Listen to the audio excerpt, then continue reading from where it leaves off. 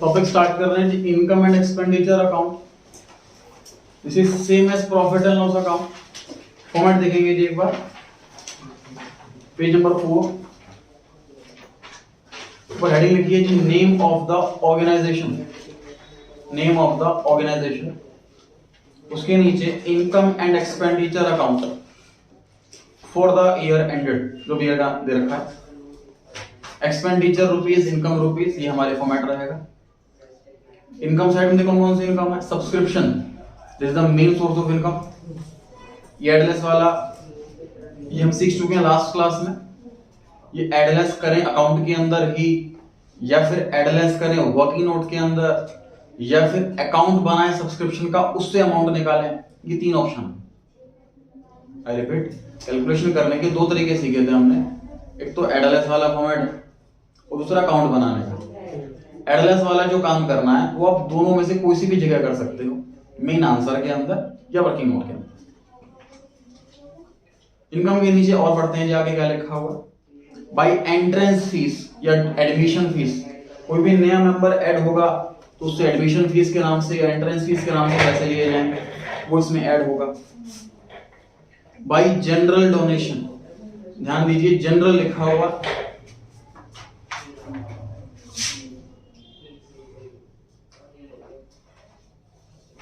Bye general donation.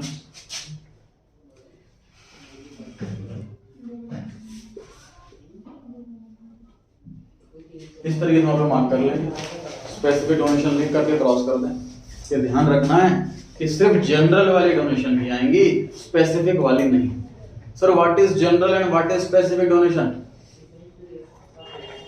जिस donation के साथ उसका पर्पस मेंशन है तो स्पेसिफिक डोनेशन। फॉर एग्जांपल आपको डैडी ने पैसे दे दिए, 1000 रुपए दे दिए और कुछ बताया नहीं कि जो मर्जी है, तो वो आपकी इनकम है। अगर आपको 1000 रुपए दिए और काम बताया कि इसको यहाँ पे लगाना, इसके ये काम करना, तो वो लायबिलिटी, वो इनकम नहीं। तो सिर्फ जनरल डोनेशन ही इनकम होती है, स्पेसिफिक नहीं। तो हमें कैसे पता लगेगा कि जनरल है कि स्पेसिफिक है? कोई जनरल डोनेशन में या तो साफ साफ लिखा होगा जनरल डोनेशन, या फिर लिखा होगा सिर्फ डोनेशन, एक ही वर्ड लिखा होगा, तो ये पहचान है जनरल डोनेशन। डोनेशन के साथ कोई भी वर्ड लगा हुआ हो, जैसे कि बिल्डिंग डोनेशन, मैच डोनेशन, तो स्पेसिफिक बन गया, वो लायबिलिटी बन गया। सही। उसके बाद लिखा है sir sale of old newspaper, पुराना न्यूज़पेपर बेचा तो वो इनकम है। सर जनरली न्यूज़पेपर जो होता है प्रॉफिट पे तो बिकता नहीं है, कभी लॉस पे बिकता है। तो एक न्यूज़पेपर 2.5-3 रुपए या 5 रुपए का आता है, और वो जब बिकता है तो 2-3 रुपए किलो में बिकता है। तो सर ये इनकम में क्यों लिखा हुआ है, तो लॉस होना चाहिए, बताइए। सर जो पैसा आ रहा है वही ये पीएन, क्योंकि जब हम न्यूज़पेपर बेचते हैं तो हम क्या करते हैं सर, जब हम न्यूज़पेपर खरीदते हैं ना तो उसको एसेट ट्रीट नहीं करते। जब हमने न्यूज़पेपर खरीदा, मान लीजिए 2000 रुपये न्यूज़पेपर खरीदे पूरे साल के अंदर, तो हमने पूरे के पूरे 2000 को एक्सपेंस ट्रीट करा, एसेट ट्रीट ही नहीं करा। उसके बाद जब 2000 के न्यूज़पेपर मान लीजिए 200 रुपए में बिक गए, 200 रुपए को इनकम में लिख दिया, अपने आप बुक हो गया ना 1800 रुपए का लॉस। सोच के देखो भाई, पीएनएल में अपने इनकम एक्सपेंडिचर में जब न्यूज़पेपर हमने खरीदा तो एक्सपेंस लिख दिया डेबिट में, जब उसको 200 रुपए में बेचा तो इनकम लिख दिया क्रेडिट में, अपने आप 1800 रुपीज का लॉस बुक हो गया। ठीक है, आगे बढ़ते हैं जी। हॉल रेंट, जो क्लब होता है उसमें एक बड़ा सा हॉल बनाया जाता है मेंबर्स के लिए। वो मेंबर्स के लिए मतलब एक तरह से फ्री सब होता है, लेकिन उसमें ना कुछ छोटा सा नॉमिनल अमाउंट चार्ज करते हैं। इसलिए चार्ज किया जाता है कई बार के मतलब बिना वजह यूज ना करे। मान लीजिए हमने बैंकेट हॉल छोटा सा बनाया हुआ है, पार्टी हॉल, और उसमें कोई चार्ज नहीं ले रहे मेंबर से, तो पता लगा कोई मेंबर डेली की पार्टी करे जा रहा, और फिर ये दिक्कत आती है कि मान लीजिए 2 लोगों को सेम टाइम पर फंक्शन करना है तो कैसे अटेंड करें। तो कुछ ना कुछ छोटी मोटी नॉमिनल फीस रख दी जो मार्केट रेट से बहुत कम होगी, तो ये इनकम होगी उस क्लब के लिए। आगे लिखा है जी गेन या profit on sale of fixed assets. कोई बिल्डिंग है या कोई भी इक्विपमेंट है जो कुछ साल यूज करने के बाद बेचना पड़ा और प्रॉफिट हो गया है बाय चांस, तो यहाँ पर आएगा। सन्ड्री रिसीट्स, कुछ छोटी मोटी इनकम जिसके लिए हम सेपरेट अकाउंट ओपन करने की जरूरत नहीं समझ रहे, उसके लिए हमने सन्ड्री रिसीप्ट नाम रख दिया। या मिसलिनियस रिसीट कह सकते हैं इसको। डेफिसिट ब्रैकेट में लिख लें जी लॉस, ये लॉस का ही दूसरा नाम है डेफिसिट। आपको एग्जाम में लॉस वर्ड लिखना नहीं है, एग्जाम में आपको डेफिसिट वर्ड ही लिखना है। इसका मीनिंग लिख दिया हमने, इट मींस लॉस। ब्रैकेट में क्या लिखा है जी, excess of expenditure over income. कई बार क्वेश्चन ना डेफिसिट की बजाय लंबी सी लाइन लिख देता। मान लीजिए कोई क्वेश्चन है, उसमें लिखा हुआ है excess of expenditure over income is ₹2000, question में ऐसे लिख दिया तो समझ जाओ कि वो डेफिसिट है। समझ आ गई ना? डेबिट साइड पर आ गए जी। टू सैलरीज, ये आउटस्टैंडिंग एडलेस कर रखा है, सीखेंगे जब क्वेश्चन पे आएगा। सर हाँ जी सर, मतलब डेफिसिट हमें गिवन आएगा? कई बार क्वेश्चन ऐसा हो सकता है कि डेफिसिट गिवन है, बाई चांस कुछ और मांगा हुआ है, अच्छा है ना, उस केस में। सैलरी में एडलेस करना है, क्वेश्चन में सीखेंगे रेंट टू रेंट एक्सपेंस है, बिकॉज रेंट हमें क्रेडिट में भी था, हॉल रेंट। तो सर इस चैप्टर के अंदर रेंट एक्सपेंस भी हो सकता है, रेंट इनकम भी हो सकता है, डिपेंड करता है कि मिल रहा है कि दे रहे हैं। Insurance premium less prepaid, insurance premium में कभी भी आपको आउटस्टैंडिंग वर्ड नहीं मिलेगा, क्योंकि इंश्योरेंस प्रीमियम की डेट निकलते ही वैलिडिटी खत्म हो जाती है, एक्सपायर हो जाता है, वो रिस्क कवर खत्म हो जाता है, इसलिए हमेशा एडवांस में ही प्रीमियम पे होता है। प्रीपेड एक्सपेंस नहीं होता, एसेट होता है, इसलिए इसको एक्सपेंस में से हटा देते हैं। ऑडिट फी जो सीए की फीस है, प्रिंटिंग एंड स्टेशनरी जो क्लब की खुद की मैगजीन्स प्रिंट हो रही हैं, उन सब का खर्चा है। ऑनरेरियम, किसी के ऑनर में, किसी के सम्मान में, बेसिकली क्या होता है, कोई मैच वगैरह रखवाया एनजीओ में, उसमें किसी फेमस कोच को या कोई थोड़ा बहुत फेमस क्रिकेटर हो उसको बुलाया और मैच हमने प्ले करवाया, और उसमें मतलब जो एनजीओ होता है उसमें जो आते हैं तो फ्री के लिए आते हैं, उनको बोला जाता है सर एक एनजीओ है, आप उसमें आएंगे तो आपको देखने के लिए काफी लोग आएंगे, टिकट से इनकम होगी, तो हमारे एनजीओ में जो भी जिस काम के लिए भी एनजीओ चल रही है उस काम में बड़ी हेल्प मिलेगी। तो डोनेशन देने का ये भी तरीका होता है कि पैसे ना दे करके उस एनजीओ के लिए कुछ काम कर दिया। लेकिन जब कोई ऐसा कोई छोटा मोटा सेलिब्रिटी कोई आकर के ऐसा एनजीओ में काम कर रहा, तो एनजीओ उसको कुछ थोड़ी मोटी पेमेंट करती, उसके ऑनर में सैलरी समझ लो उसको, फीस समझ लो उसको, लेकिन टर्म फीस नहीं रखते, वो थोड़ा सा प्रोफेशनल लगता है कि वो फी चार्ज कर रहे हैं, उसका ऑनरेरियम रखते हैं उसका नाम। Telephone expenses, repairs, depreciation, loss on sale of fixed assets, sports material use जो हमने अभी भी कैलकुलेट करा था, स्पोर्ट्स मटेरियल कंज्यूम्ड, और उसके बाद सरप्लस, सरप्लस मींस प्रॉफिट। तो लैंग्वेज ये भी हो सकती है excess of income over expenditure, income ज्यादा है और एक्सपेंडिचर कम। ग्रीन कलर से कुछ लैंग्वेज में लिखा हुआ, बताइए क्या मीनिंग है इसका? सर ये बुक्स इक्वल्स टू एसेट। हाँ, इसमें लिखा है सर ग्रीन कलर से क्या लिखा हुआ है, book is equal to asset और periodicals is equal to expense.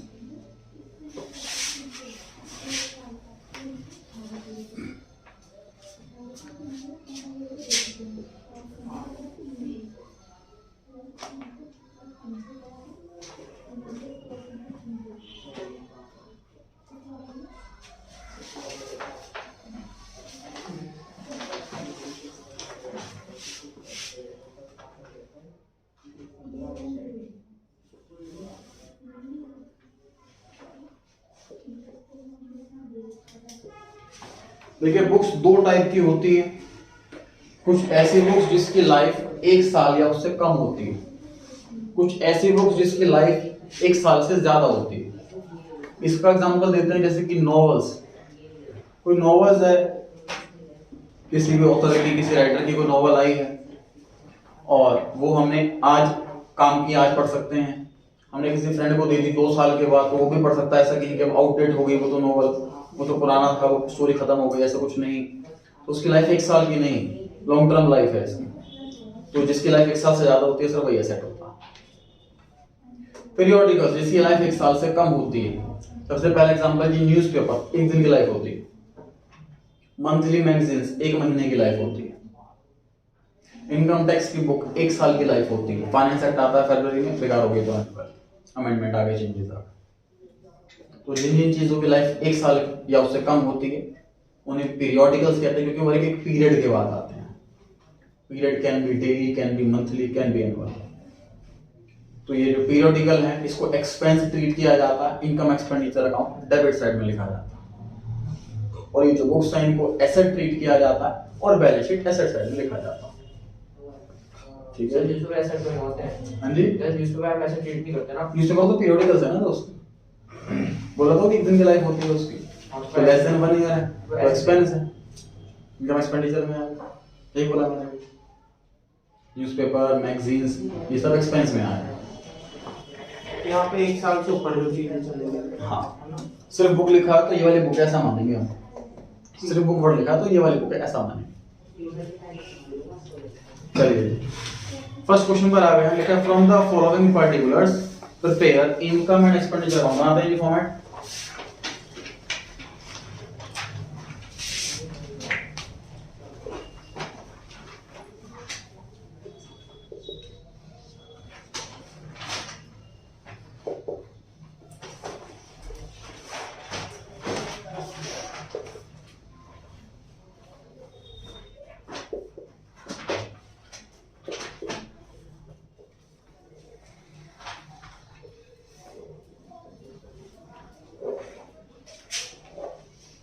ये ऑर्गेनाइजेशन का नाम नहीं होता तो फिर ब्लैंक छोड़ना है। हाँ, ब्लैंक छोड़ देते हैं।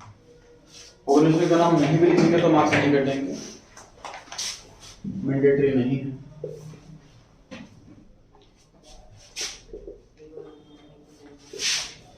ऑर्गेनाइजेशन का नाम कब लिखते हैं प्रैक्टिकल लाइफ में, कब नहीं लिखते, इसका एग्जांपल सिखाते हैं। तो ध्यान है किसी को? सर गिवन हो तो तब लिखेंगे। हाँ जी, सर गिवन हो तो तब नहीं। देखो 11 क्लास में आपने नोटिस करा होगा, मान लो जैसे चैप्टर जर्नल ही है तो कई बार तो आंसर ऐसा लिखा होता है, in the books of Ram, Ram की बुक्स में बनाने, फिर जर्नल का फॉर्मेट बनाते हैं। और कई बार ये लाइन नहीं लिखी होती, ध्यान है? बैलेंस शीट में रखी हुई। नहीं, हर एक चैप्टर के अंदर है ये जो इन द बुक्स ऑफ वाली लाइन है, ये हर चैप्टर पे एप्लीकेबल है। लेकिन कभी भी इस चीज को नोटिस नहीं करा क्योंकि इसके मार्क्स नहीं कटते। देखो उसका लॉजिक क्या है। देखिए जो अकाउंटेंट होते हैं वो 2 टाइप से होते हैं। एक ऐसे होते हैं कि एक कंपनी के अंदर हम जॉब करते हैं, एक तो इस टाइप के अकाउंटेंट होते हैं। दूसरे अकाउंटेंट कैसे होते हैं कि सर हम एक अपनी खुद की अकाउंटिंग फर्म खोली हुई है मैंने, और जितनी भी कंपनियां स्मॉल लेवल पर काम कर रही हैं जो फुल टाइम अकाउंटेंट अफोर्ड नहीं कर सकती, वो एक ऐसी अकाउंटिंग फर्म को ही अप्रोच करती हैं और उन्हें कहती है भी हमारे अकाउंट आप वीकली या मंथली या क्वार्टरली बना दिया करो। समझ पा रहे हैं? अच्छा, अब मान लीजिए मैं कंपनी के अंदर अकाउंट्स बना रहा हूं, तो मैं चाहे जर्नल बनाऊं, चाहे लेजर बनाऊं, चाहे कुछ भी बनाऊं, उसी कंपनी का बनाऊंगा, तो मैं बार बार नहीं लिखूंगा in the books of ABC, in the books of ABC, in the books of ABC. लेकिन अगर मैं अपनी अकाउंटिंग फर्म खोल रहा हूं तो मैं तो 50 कंपनियों के अकाउंट्स बना रहा हूं, तो फिर मैं लिखूंगा हर एक पे डॉक्यूमेंट पे, हर एक अकाउंट पे। मान लो जर्नल बना रहा हूं तो in the books of Ram, ये राम का जर्नल है, ध्यान रखना राम की फाइल में लिखना है इसको। जब शाम का बना रहा हूं तो इन द बुक्स ऑफ शाम लिखूंगा, ये शाम का जर्नल है, उसका मिक्स ना हो। कोई भी बनाऊंगा स्टेटमेंट में, चाहे जर्नल हो, चाहे लेजर हो, चाहे ट्रेडिंग पी&एल बैलेंस शीट हो, सभी में ऊपर लिखूंगा इन द बुक्स ऑफ। जब अकाउंटिंग फॉर्म में होते हैं तो ऐसा करना होता है, पेपर्स मिक्स ना हो जाए, फाइल मिक्स ना हो जाए, हमेशा मेंशन करता है कंपनी का नाम। क्लियर हो गई जी बात?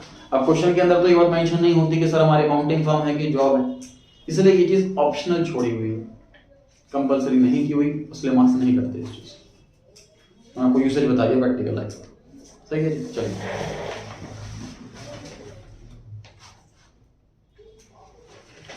पॉइंट नंबर 1 है जी सब्सक्रिप्शन रिसीव्ड।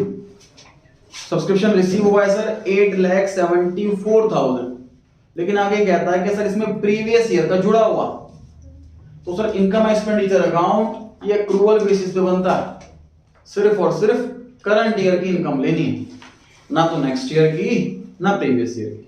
तो प्रीवियस ईयर की इनकम हटा देंगे,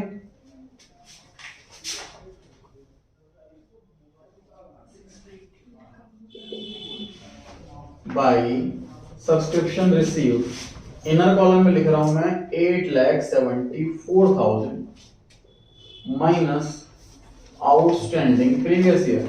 सर ये कहां लिखा है आउटस्टैंडिंग है, अपनी साइड से क्यों लिख रहे हो? पिछले साल का इस साल मिला है, पिछले साल आउटस्टैंडिंग तो रहा होगा, एसेट भी कहते हैं। Opening asset. सेकेंड पॉइंट में लिखा है subscription outstanding for current year, current year का आउटस्टैंडिंग। तो ये सर इस साल की इनकम है। करंट ईयर आउटस्टैंडिंग का मतलब क्या हुआ कि सर हमने अर्न तो कर लिया इस साल बट अभी तक मिला नहीं है इस साल, तो इनकम तो इसी साल की जुड़ना चाहिए, ऐड कर दीजिए। पता है आउटर कॉलम में कितना है।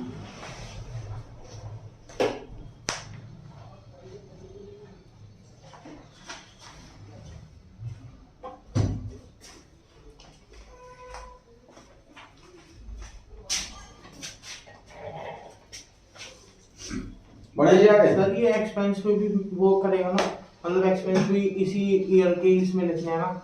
हाँ और इनकम भी। करेक्ट। कितना है आउटर कॉलम में? सर 7,67,000। सभी सहमत हैं इस आंसर से? सभी सहमत हैं इस आंसर से? 7,67,000 नहीं 13,000 730 आ रहा है जी किसी का? 713।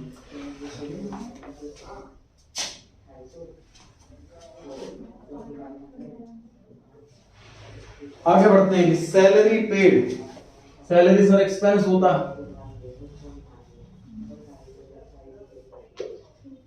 सैलरी एक ऐसी आइटम है जो आपको कभी भी इनकम साइड नहीं मिलेगी, किसी भी बिजनेस को सैलरी नहीं मिल सकती, इंडिविजुअल को ही मिलती है सैलरी। तो इसमें लिखा है इसमें पिछले साल की जुड़ी हुई है। ये आउटस्टैंडिंग कैसे लिख दिया मैंने? पिछले साल की अगर हमने इस साल पे करी है तो पक्की बात है पिछले साल आउटस्टैंडिंग रही होगी। सर इसमें पर्टिकुलर ही आएगा ऊपर, इसमें एक ऑप्शन होता है एक्सपेंडिचर रुपीस, इनकम रुपीस या फिर पर्टिकुलर रुपीस, पर्टिकुलर रुपीस, दोनों तरीके 100% सही।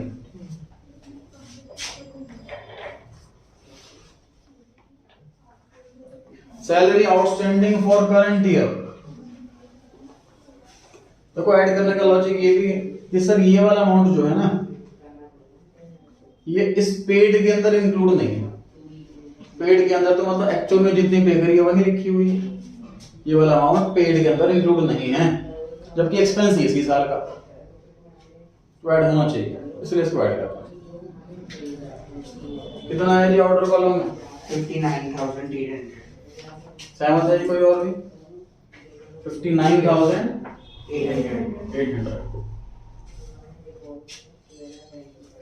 इलेक्ट्रिसिटी एक्सपेंस डेबिट या credit? Debit. Debit. Debit sir expense साफ साफ चिल्ला चिल्ला के कह रहा कि मैं एक्सपेंस डेबिट में लिखूं। सर हाँ जी सर हम ये एनजीओ चला रहे हैं तो हम सैलरी दे रहे हैं, है ना, ये कह रहा है, पर लेकिन सर जो एनजीओ में काम, हमें तो कहीं से पैसे ही नहीं आ रहा तो हम सैलरी फिर क्यों देंगे? वो फ्री में करना, उससे तो मतलब हम जो वहाँ पे काम करेंगे वो भी तो फ्री में कर रहे होंगे, मेंबर ही तो। दोस्त जरूरी नहीं है। देखो देखो इनका डाउट ये है कि सर एनजीओ में जितने भी मेंबर्स ऐड ऑन होते हैं वो फ्री में काम करते हैं इन जनरल, तो सैलरी देने का कॉन्सेप्ट क्या हुआ? देखिए ऐसा नहीं है कि जो मेंबर हैं, देखो मेंबर जो है वो काम करेंगे फ्री में, लेकिन हर एक एम्प्लॉय थोड़ी ना काम करेगा फ्री में। मान लीजिए एक एनजीओ में एक अकाउंटेंट की नीड है कि जो अकाउंट्स वगैरह मेंटेन करे, अब मैं कोई ऐसा पर्सन ढूंढूं जो फ्री में काम करे, जरूरी थोड़ा ना मिलेगा। तो हम नॉर्मल जैसे जॉब हायर करते कंपनी वैसे ही जॉब हायर करेंगे, किसी पर्सन को अपॉइंट करेंगे जी हमारे अकाउंटिंग का काम करो, सैलरी लो। कोई भी स्वीपर रखा है हमने, जरूरी थोड़ा ना उसको कि आप तो एनजीओ के लिए पैसे लोगे फ्री में सफाई करके जाएगा, ऐसा ना बोल सकते हैं किसी को। तो फ्री में काम करना है, सामने वाले की श्रद्धा ही तो है, फोर्स थोड़ी कर सकते हैं किसी को कि आपको सैलरी नहीं देंगे हम, तो एनजीओ।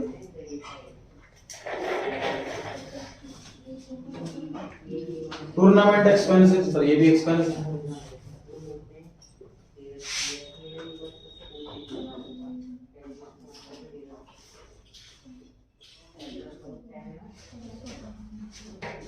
आगे लिखा है sir purchase of books and periodicals total 66,700। Total books and periodicals मिला करके हमने इतने रुपए में खरीदा है। 66700 ब्रैकेट में लिखता है इसमें बुक्स इतनी है 43700। तो बताइए मुझे यहाँ पर बुक्स लिखना है कि पीरियोडिकल लिखना है? Periodical लिखना है। सिर्फ पीरियोडिकल लिखना है सर, जो एक्सपेंस होता है, क्योंकि हम इनकम एक्सपेंडिचर बना रहे हैं। अगर मैं बैलेंस शीट बना रहा होता तो दोनों तो सिर्फ बुक्स लिखता, हाँ बुक्स है ना? एसेट बैलेंस शीट में आएगी, एक्सपेंस इनकम एक्सपेंडिचर में आएगा।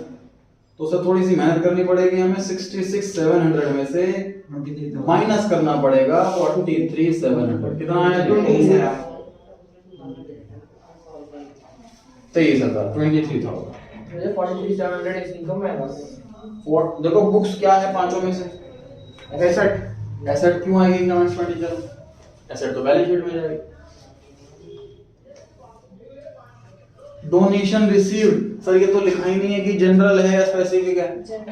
जनरल है क्योंकि पर्पस नहीं लिखा हुआ साथ में। एक्सपेंस की इनकम डेबिट या credit? Credit. Credit by donation received. तो डोनेशन गिवन ऐसा लिखा होता तो एक्सपेंस डेबिट में आता।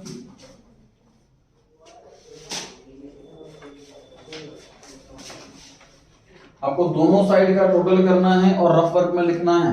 अगर क्रेडिट साइड का टोटल बड़ा निकला तो मतलब सरप्लस, अगर डेबिट टोटल बड़ा निकला तो डेफिसिट। टोटल क्रेडिट साइड का 7,59,000। सहमत है कि बाकी सब?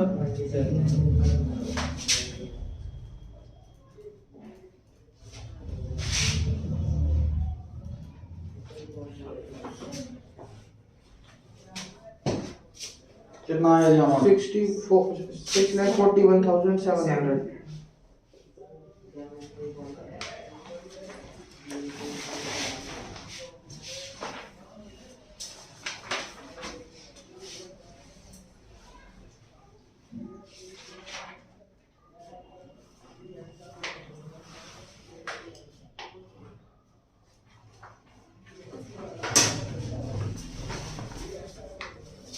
ये क्वेश्चन कंप्लीट हो गया। कोई डाउट हो तो पूछो।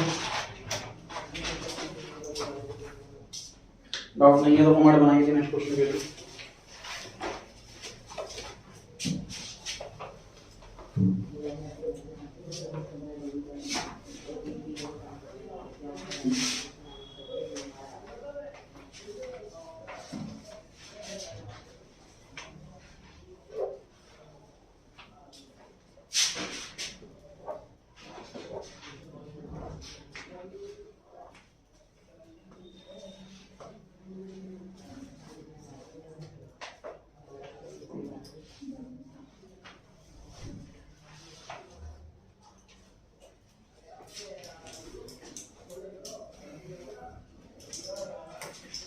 Income and expenditure account for the year ending 31st March 2020.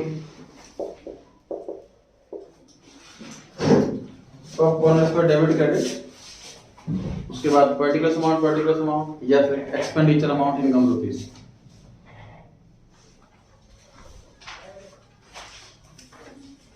Format तैयार है जी सबका? स्टार्ट करें। Because salaries paid 1,05,000। बताइए किधर लिखने का? डेबिट साइड है। डेबिट साइड सर एक्सपेंस है। यहाँ पर पेड नहीं लिखा होता तो भी डेबिट साइड। तो भी डेबिट साइड में लिखते सर, रिसीव थोड़ी मान लेते। एनजीओ को थोड़ी सैलरी मिल सकती है, उधर पर्सन को ही मिलती है।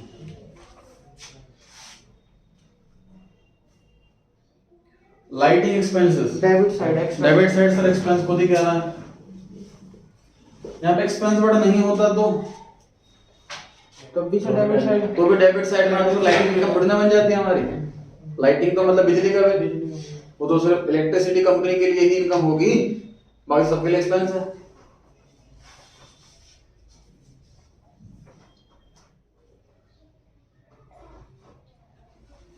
स्टेशनरी बताइए। डेबिट साइड सर स्टेशनरी का मतलब एनजीओ अपने नाम की कोई चीजें प्रिंट करवा रही है, और या फिर जो बिल बुक का खर्चा है, जब कोई डोनेशन देता है उसको रिसिप्ट काट के पर्ची काट के देते हैं, उसका खर्चा है। ये सब स्टेशनरी का खर्चा है। तो स्टेशनरी 7,400 उसमें सर प्रीवियस ईयर का इंक्लूड है 6600 हो गया। तो प्रीवियस ईयर का आउटस्टैंडिंग होगा, पक्की बात है। पिछले साल का हमने इस साल पे करा तो पक्की बात है पिछले साल आउटस्टैंडिंग रहा होगा।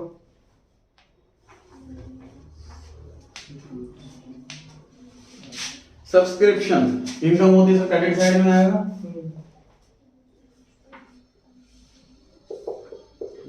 Bye subscription 1,79,000 including 3,000 received in advance. तो माइनस कर देते हैं इसमें, एडवांस में मिल गया। इस साल की इनकम तो है ही नहीं है, इस साल की इनकम तो है ही नहीं, ये तो नेक्स्ट ईयर की इनकम हटा देना चाहिए। 9,000 previous year less outstanding previous year 9,000। Outstanding कैसे पता लगा? अगेन पिछले साल का इस साल मिला है तो मतलब पिछले साल आउटस्टैंडिंग रहा होगा। कुछ सर एडिशन इंफॉर्मेशन में भी लिखा हुआ, सबसे लास्ट लाइन पढ़ें। सब्सक्रिप्शन इन एरियर्स, एरियर को अंडरलाइन करके ये आउटस्टैंडिंग लिख लें। अगेन ये भी न्यू टर्म इस्तेमाल कर रखी है, एक्रूड, आउटस्टैंडिंग और एरियर तीनों सिनोनिम्स हैं, ठीक है। तो करंट ईयर आउटस्टैंडिंग क्या करते हैं? ये ऐड करते हैं कि लेस करते हैं? ऐड करते हैं। ऐड करते हैं सर, क्यों? क्योंकि ये इनकम इसी साल की है बट इसके अंदर जुड़ी हुई नहीं है, इसलिए ऐड करना है। एज पर अप्रूवल बेसिस भले ही पैसा नहीं मिला बट ये इनकम इसी साल की है।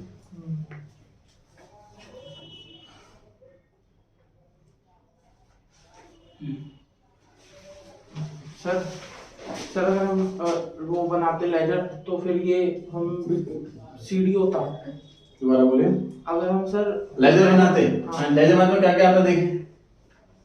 रिसीव हुआ है sir 1,79,000, advance, closing, outstanding opening और आउटस्टैंडिंग क्लोजिंग, और हमें ये निकालना। ये बैंक है, ये बैंक है। 1,79,000। तो देखिए हम कैसे निकालते हैं इसको आंसर को, अकाउंट से this plus this minus this, ऐसे आता है कि अभी देखो ऐसे करा हमने, 1,67,000। ठीक है ना। अब इसमें ये वाला अमाउंट प्लस करा है 700 रुपए वाला और ये दोनों माइनस करा है। कितना बता रहे हैं जी? 1,67,700। 1,67,700।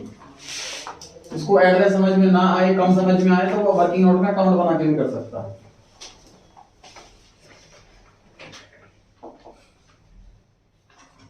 इसके बाद लिखा है sir net proceeds of refreshment room.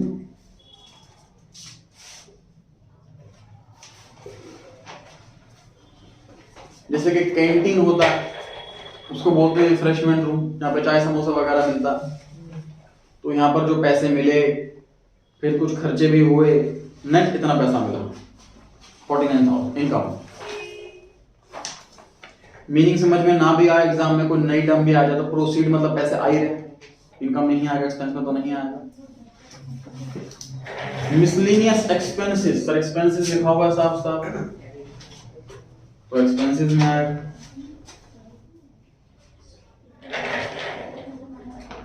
Interest paid on loan for 9 months 9,000 expense है कि इनकम? एक्सपेंस है। To interest on loan 9,000। Question की लास्ट लाइन में लिखा हुआ है कुछ, लास्ट लाइन में लिखा है कि 3 months interest on loan was also outstanding. Add होता है करंट ईयर का outstanding, add outstanding current year. लेकिन सर क्वेश्चन में लग रहा है प्रिंटिंग मिस्टेक्स, आउटस्टैंडिंग का अमाउंट तो बताया ही नहीं, वो मंथ बताए हुए हैं इसके। मंथ की हेल्प से कैलकुलेट करेंगे 9,000 सर 9,000 से हमें 3 महीने का कैलकुलेट करना। बताइए सही लिखा है कि गलत लिखा? सर गलत। 9,012/9 9,012/9 12/9 ये आंसर आया। और कोई आंसर? 9.12 एक आंसर आया, और कोई आंसर? सर 3/12 3.12 तो लिखा ही हुआ, गलत है। और कोई आंसर?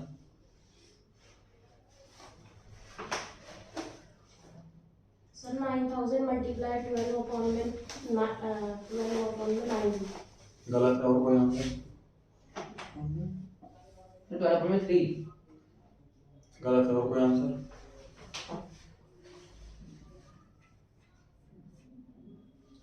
सर 9000 into 12/9 गलत है। 12.6। गलत है। और कोई आंसर? लोन दिया है हम 6% हो गया। नहीं, वो पार्टनरशिप में है। सर 12 नहीं आएगा, फिर क्या आएगा? 9000 into 9। गलत है। और कोई आंसर? सर 12 की जगह 9 आएगा। अब हो गया जी सही। फाइनली ये जो 9,000 रुपए का इंटरेस्ट दिया हुआ है, ये कितने मंथ का दिया हुआ? 9 मंथ का इंटरेस्ट दिया हुआ है। इसको जब मैं 9 से डिवाइड कर दूंगा तो ये कितने मंथ का आ जाएगा? 1 महीने का आ जाएगा। और मेरे को जानना कितना महीने का? 3 महीने का जानना, क्योंकि 3 महीने का ऑप्शन नहीं है।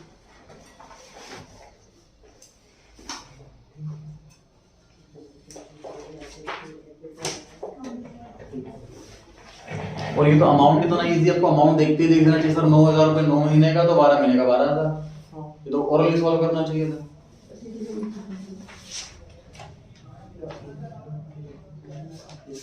ठीक है, फिर भेजी बात,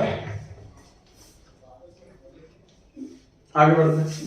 रेंट एंड रेट्स 9,000 रुपए टू रेंट एंड रेट्स 9,000। तो प्रीपेड दिया हुआ, ऐड करें कि लेस करें? ये लेस क्यों करते हैं सर, क्या लॉजिक है इसके पीछे? सर 13,400 है। 13,400? अच्छा सर,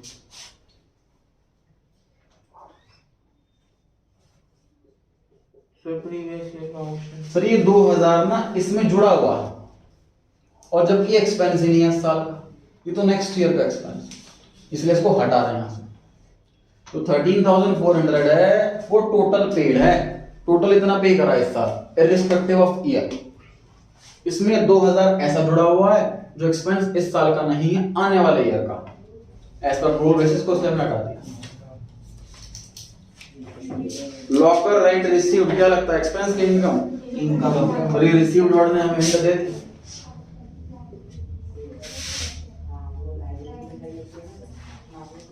तो यहाँ पे रिसीव्ड वर्ड नहीं होता तो भी ये मानते इनकम।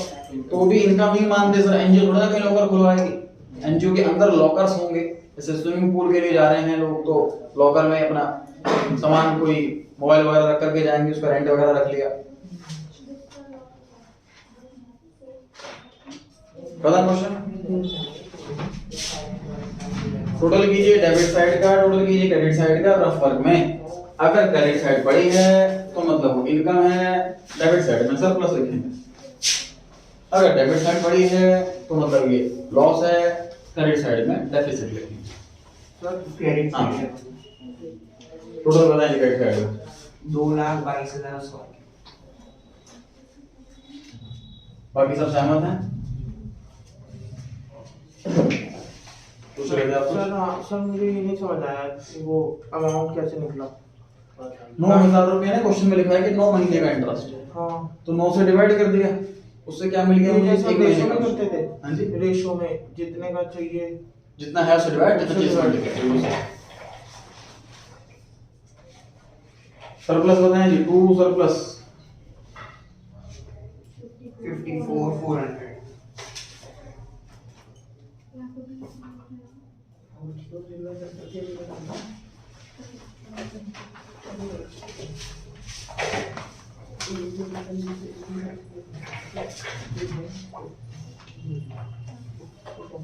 वो डाउट हो तो पूछ सकते हैं, अदरवाइज कमेंट बनाइए क्वेश्चन नंबर 3 के लिए।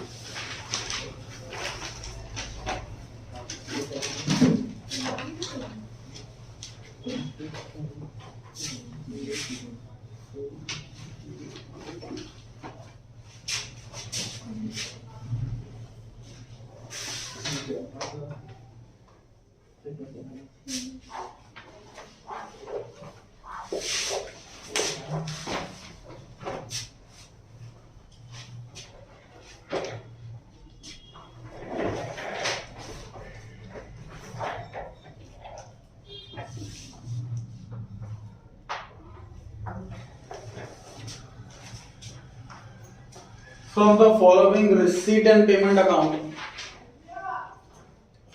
of the club for the year ending 31st March 2020.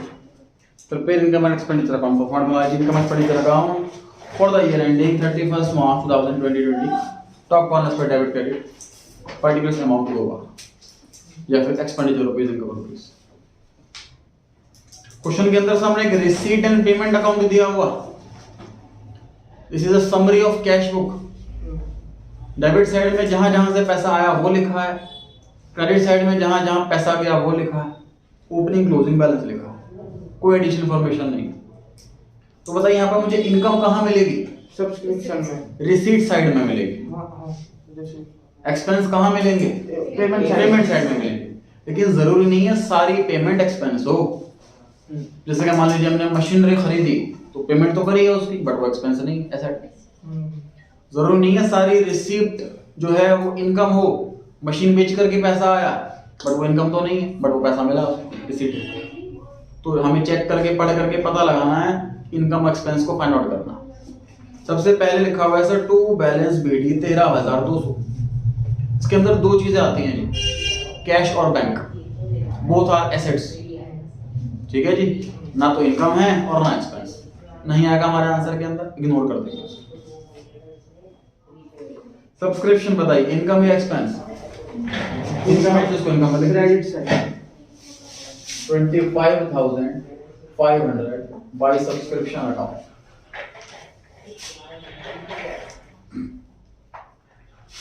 Entrance fees income है कि एक्सपेंस? इनकम है जी। एंट्रेंस फीस हमने मेंबर से जो नए नए मेंबर आए उनसे हमने एंट्रेंस फीस ली है, पैसा मिल रहा। पहले बात रिसीट साइड आपको एक्सपेंस मिलेगा नहीं, इनकम नहीं मिलेगी हमेशा।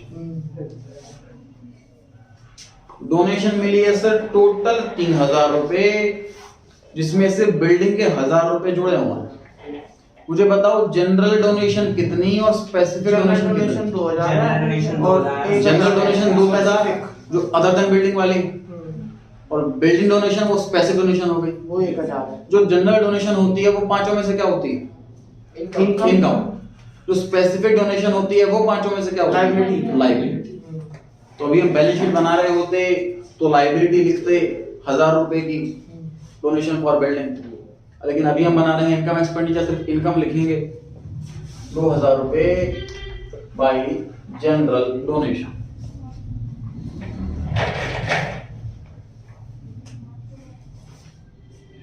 हॉल रेंट पैसा मिल रहा है जी, इनकम है।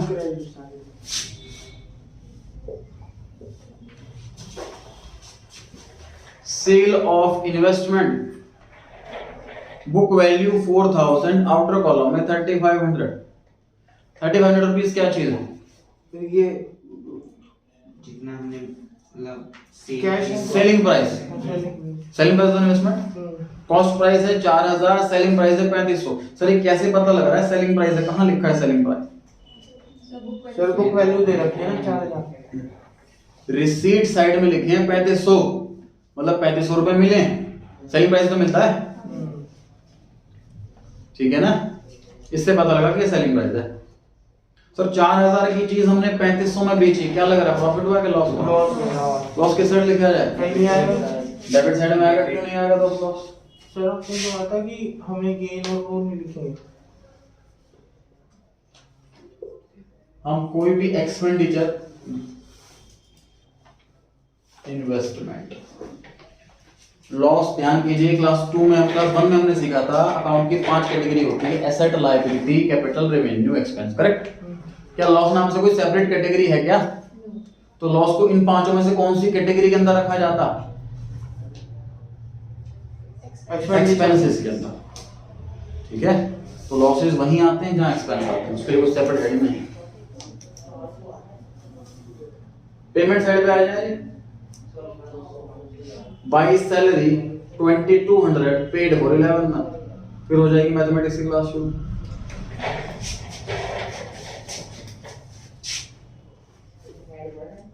क्या लग रहा है आपको, प्रीपेड है कि आउटस्टैंडिंग? सर अकाउंटिंग ईयर 12 महीने का होता है, हमने सिर्फ 11 महीने की पे करी है, तो 1 महीने की पे करनी रह रही है, आउटस्टैंडिंग है तो होगी। ऐड आउटस्टैंडिंग सर 11 महीने की पे करी है तो 1 महीने की आउटस्टैंडिंग होगी, पक्की बात है। अब बताइए मैंने कहाँ गलती करी? सर 22 into 12 upon 11 वो 11 upon 12 केवल 11 आएगा। हाँ 12 के लिए 11 आएगा। सर यहाँ नहीं आएगा, ऊपर आएगा। सही है सर 12 upon 11 होगा ना 200 सही। देखो सेम पिछले क्वेश्चन में भी यही किया था, हमने 11 महीने का रेंट पे किया है, क्वेश्चन में ऐसा लिखा हुआ, और हमने 2200 रुपए, सोच के देखो प्रैक्टिकली, मैंने अपने लैंडलॉर्ड को 2200 रुपए दे दिए और 11 महीने का रेंट दिया, तो पर मंथ रेंट निकाल सकते क्या आप? 2200 रुपए टोटल रेंट दिया है 11 महीने का, तो पर मंथ रेंट नहीं आ जाएगा डिवाइड करके? 200 रुपए रेंट आ गया ना 1 महीने का, ठीक है, 2200 डिवाइड बाय 11, 1 महीने का रेंट आ गया और 1 महीने का आउटस्टैंडिंग है, मल्टीप्लाई बाय 1, दूसरा ऑप्शन नहीं है, थोड़ा 2400। यहाँ पर सर 11 की जगह मान लीजिए 14 लिखा होता, सर 12 और 1 into 2 नीचे 12 आएगा। सर लेस कर देते 1 महीने। सर अगर 14 मंथ लिखा होता ना तो इसको प्रीपेड के नाम से लेस करते, 2 महीने का ऐड नहीं करते, 2 महीने का। 2 महीने कैलकुलेशन कैसे करते? 2 upon 12 हाँ जी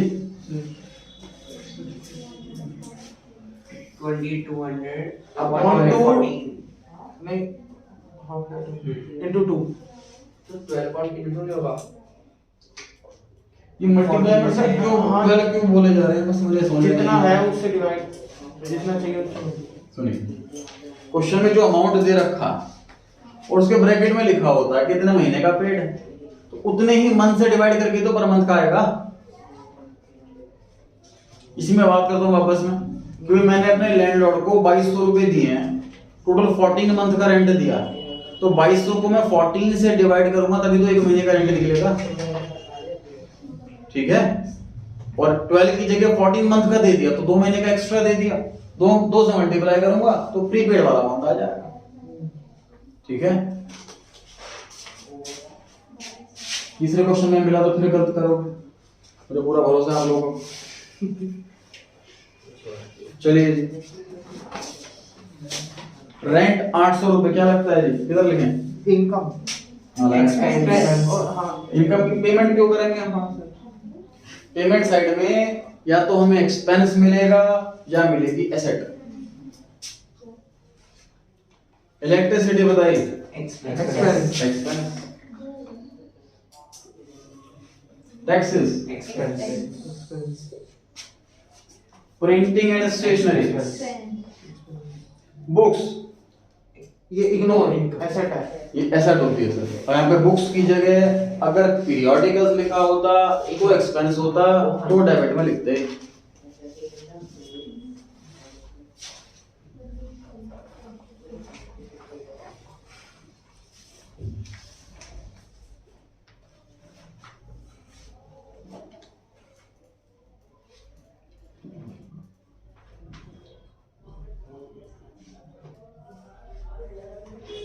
बाई एफडी, ये इग्नोर होगा मगर इसका सर एफडी में पैसा लगाया हमने 13,000 रुपए, तो एसेट होती है हमारे, लिख दीजिए ब्रैकेट में एसेट, ये तो बैलेंस शीट में आएगा। लेकिन सर ब्रैकेट में कुछ रेट दे रखा है, कुछ डेट दे रखी है, कुछ गड़बड़ लग रही है। देखिए बैंक में जब हम एफडी करते हैं तो ये हमारी एसेट बन जाती है, इसका इनकम एक्सपेंस से लिंक नहीं है एफडी करना, लेकिन एफडी में जो इंटरेस्ट मिलता वो तो इनकम होती है, ठीक है। Bye interest on FD, sir 13,000 rupees की एफडी, 9% रेट ऑफ इंटरेस्ट है, into 3/12 क्या 3/12 सही कह रहे हैं? 2/12।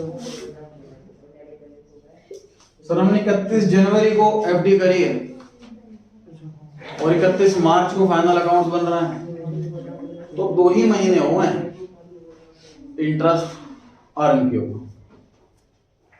कितना है? कितना? 195। 195। टोटल कर दीजिए दोनों साइड का। अगर क्रेडिट साइड बड़ी है तो सरप्लस है, डेबिट साइड बड़ी है मतलब एक्सपेंस ज्यादा है तो डेफिसिट। क्रेडिट साइड बड़ी है 32195।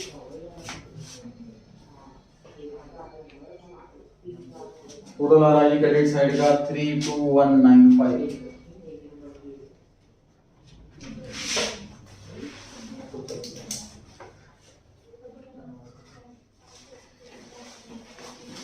डेबिट साइड की सारी आइटम माइनस कर दें। 2195।